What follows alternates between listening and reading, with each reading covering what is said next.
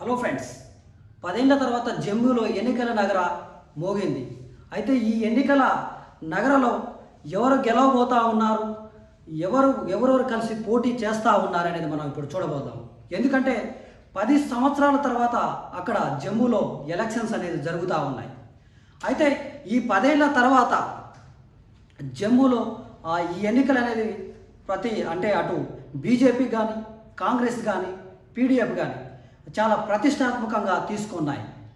అయితే ఇండియా కూటమిలో ప్రధానంగా ఉన్న కాంగ్రెస్ పార్టీ, ఎన్సీ పార్టీ అంటే నేషనల్ కాన్ఫరెన్స్, ఈ రెండు కలిసి పోటీ చేయబోతూ ఉన్నాయి. అయితే వీటితో పాటు అక్కడ ఒక ప్రాంతీయ పార్టీ, అదేవిధంగా కమ్యూనిస్ట్ పార్టీలకు ఒక సీట్ ఇవ్వబోతూ ఉంది ఇండియా కూటమి అంటే కాంగ్రెస్ పార్టీ. తర్వాత బీజేపీ పార్టీ చూసుకున్నట్లయితే బీజేపీ పార్టీ ముఖ్యంగా 2014లో ఎలక్షన్ జరిగిన తర్వాత 2018లో పీడీఎఫ్తో అంటే పీడీపీ పార్టీతో పీపుల్స్ డెమోక్రటిక్ పార్టీ అయితే అక్కడ గతంలో అధికారంలోకి ఉంది. అంటే 2014 నుంచి 2018 వరకు. సో 2014లో పీడీపీ అదేవిధంగా బీజేపీ భాగస్వాములుగా ఉన్నాయి. తర్వాత అక్కడ కొన్ని కల్లోహాలు అంతర్గత కుమ్ములాటల కారణంగా అక్కడ విడిపోయి అక్కడ అసెంబ్లీ రద్దు కావడం జరిగింది. సో వీటన్నిటిని దృష్టిలో పెట్టుకుంటే అసలు అక్కడ ఎవరు గెలుస్తారు? సో బీజేపీ పార్టీ అక్కడ ఒంటరిగా బరిలోకి దిగబోతూ ఉంది. సో వారికి ఏంటంటే ప్రధానంగా ఆర్టికల్ 370 రద్దు కావడంతో ఖచ్చితంగా మేమే అధికారంలోకి వస్తామని బలంగా వినిపిస్తూ ఉన్నారు, బలంగా ప్రజల్లోకి పోతూ ఉన్నారు. అయితే జమ్మూ కాశ్మీర్లో అత్యధికంగా ముస్లిం ప్రజాప్రతినిధులు ఎక్కువగా ఎన్నిక కావటం గతంలో జరిగింది. సో అసలు వీటన్నిటిని చూసుకుంటే బీజేపీ అక్కడ నిజంగా ఎలా అధికారంలోకి వస్తుంది, అసలు బీజేపీ నిజంగా ఒంటరిగా పోటీ చేసి అధికారంలోకి వస్తుందా రాదా, అక్కడ ప్రాంతీయ పార్టీ పీడీపీ అధికారంలోకి వస్తుందా, లేకుంటే కాంగ్రెస్ పార్టీ ఎన్సీతో కలిసి పోటీ చేస్తూ ఉంది. సో ఆ పార్టీ కూడా బలంగా ఉంది, మేమే అధికారంలోకి రాబోతూ ఉన్నాయని. సో చూద్దాం నిజంగా ఏం జరుగుతూ ఉంది అక్కడ. జమ్మూ కాశ్మీర్ ఎన్నికల్లో బహుముఖ పోటీ, 10 ఏళ్ల తర్వాత అసెంబ్లీకి ఎన్నిక. భారతదేశానికి తలమానికంగా భావించే జమ్మూ కాశ్మీర్లో 10 ఏళ్ల తర్వాత ఎన్నికలు జరగబోతూ ఉన్నాయి. 2014లో రాష్ట్రంగా ఉన్నప్పుడు ఎన్నికలు జరగగా ఇప్పుడు కేంద్ర పాలిత ప్రాంతంగా మారాక ఎన్నికలు జరుగుతూ ఉన్నాయి. దీంతో ప్రతిష్టాత్మకంగా భావించిన జాతీయ ప్రాంతీయ పార్టీలు రంగంలోకి దిగాయి. కేంద్రంలో అధికారంలోకి ఉన్న భాజపా ఒంటరిగా పోటీ చేస్తూ ఉంది. సో ఇండియా కూటమిలోని కాంగ్రెస్, ఎన్సీ కలిసి బరిలోకి దిగుతూ ఉన్నాయి. పీడీపీతో పాటు కాశ్మీర్లోని ప్రాంతీయ పార్టీలు ఎవరికి వారు పోటీకి దిగారు. ఇక ఇండిపెండెంట్లు పెద్ద సంఖ్యలో తలపడేందుకు సిద్ధమయ్యారు. సో రిజర్వేషన్లో మార్పు. జమ్మూ కాశ్మీర్లో రిజర్వేషన్ల మారుస్తూ 2023లో కేంద్ర ప్రభుత్వం పలు బిల్లులను ప్రవేశపెట్టింది. అందులో 3వ వంతు సీట్లు మహిళలకు రిజర్వ్ చేసిన బిల్లు ఒకటి, వాల్మీకి సామాజిక వర్గాన్ని ఎస్సీలో చేర్చిన బిల్లు మరొకటి, పహారీలను ఎస్టీలో చేరుస్తూ ఇంకో బిల్లును కేంద్రం ఆమోదించింది.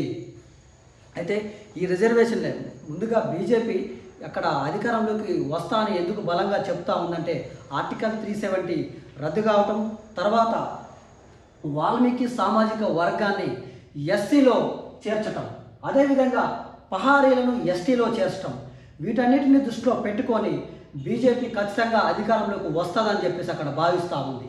సో ఇండియా కూటమి చూసినట్లయితే లోక్సభ ఎన్నికల్లో కలిసి పోటీ చేయడంతో ఇండియా కూటమి పార్టీలు విఫలమయ్యాయి. సో ఈసారి కాంగ్రెస్, ఎన్సీ కలిసి పోటీ చేస్తూ ఉన్నాయి. సీట్ల విషయంలో పీఠముడి పడటంతో పీడీపీ వేరుగా బరిలోకి దిగుతుంది. డీడీసీ ఎన్నికల్లో కలిసి పోటీ చేయడంతో 111 సీట్లను ఇండియా కూటమి గెలుచుకుంది. లోక్సభ ఎన్నికల్లో పోటీ చేసిన ఎన్సీ నేత ఒమర్ అబ్దుల్లా, పీడీపీ అధినేత మెహబూబా ముఫ్తీ ఓడిపోయారు.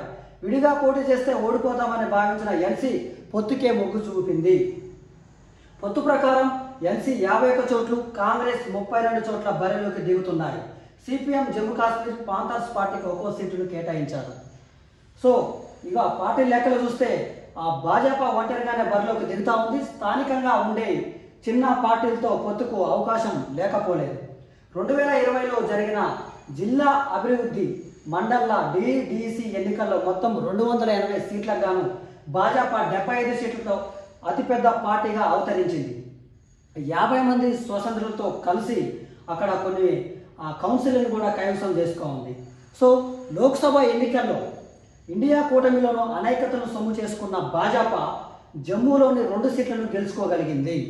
సో ఇదే అయితే లోక్సభ ఎన్నికల్లో ఇండియా కూటమిని అనేకతను క్యాచ్ చేసుకొని అక్కడ స్వతంత్ర అభ్యర్థులతో కలిసి భాజపా 2 సీట్లను కైవసం చేసుకుంది. సో ఇప్పుడు కూడా అధికారంలోకి వస్తామని చెప్పేసి ఇది కూడా ఒక కారణం అని చెప్పేసి భాజపా చెప్తా ఉంది. సో ముఖ్యంగా ఇక్కడ తలబడుతున్న పార్టీలు ఏంటి అంటే భాజపా, కాంగ్రెస్ అనే జాతీయ పార్టీలు, ప్రాంతీయ పార్టీలు చూసుకున్నట్లయితే national conference NC, people's democratic party PDP, people's conference PC, Jammu Kashmir people's movement JKPM. అయితే ఇక్కడ పీడీపీ పార్టీ అక్కడ ప్రాంతీయ పార్టీ, పీడీపీ పార్టీ అంటే రాష్ట్ర పార్టీ. అయితే తమ ఎజెండాకు అంగీకరిస్తే ఇండియా కూటమిలో పొత్తుకు సిద్ధమన్న పీడీపీ అది కుదరపోవడంతో ఒంటరిగానే బరిలోకి దిగుతోంది. ఎన్సీ లాగే ఆర్టికల్ 370 పునరుద్ధరణ, రాష్ట్ర హోదా సాధన అంశాలపై ఆ పార్టీ దృష్టి పెట్టింది. ఇంకా చూడండి, అధికారంలోకి వస్తే కనుక 370ని మళ్ళా పునరుద్ధరిస్తామని చెప్పేసి ఆ పార్టీ చెప్తా ఉంది. సో అదేవిధంగా రాష్ట్ర హోదా సాధన అంశాలను కూడా ఆ పార్టీ దృష్టి పెట్టింది. సో ఆల్రెడీ సెంట్రల్లో అధికారంలో ఉన్న బీజేపీ ఆర్టికల్ 370 రద్దు చేయటం, సో వీటన్నిటిని దృష్టిలో పెట్టుకుంటే ఆర్టికల్ 370ని 2023 డిసెంబర్ 11న సుప్రీంకోర్టు ఆదేశాలతో ఆర్టికల్ 370ని సుప్రీంకోర్టు రద్దు చేయటం జరిగింది. సో 2014లో అసెంబ్లీ ఎన్నికలు జరగటం, మళ్ళా 2024లో సుమారు అంటే 10 ఏళ్ళ తర్వాత ఆ రాష్ట్రాల్లో ఎన్నికలు జరగటం నిజంగా ఎవరిని ఆ పీఠం ఎవరికి వరిస్తూ ఉందనేది మరికొన్ని రోజుల్లో తేలబోతూ ఉంది. సో అదేవిధంగా ఇప్పుడు హర్యానా అసెంబ్లీ ఎన్నికల్లో కానీ, ఇటు జమ్మూ కాశ్మీర్ అసెంబ్లీ ఎన్నికల్లో కానీ ఎవరు గెలుస్తారు అనేది మనం ప్రతిరోజు అప్డేట్ ఇస్తాం.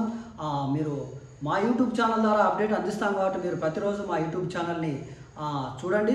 అదేవిధంగా షేర్, సబ్స్క్రైబ్, లైక్ చేసుకుంటారని మేము ఆశిస్తూ ఉన్నాం. Thank you. ఈ కంటెంట్ నచ్చినట్లయితే మీరు అందరికీ షేర్ చేస్తూ ఉండండి. Thank you.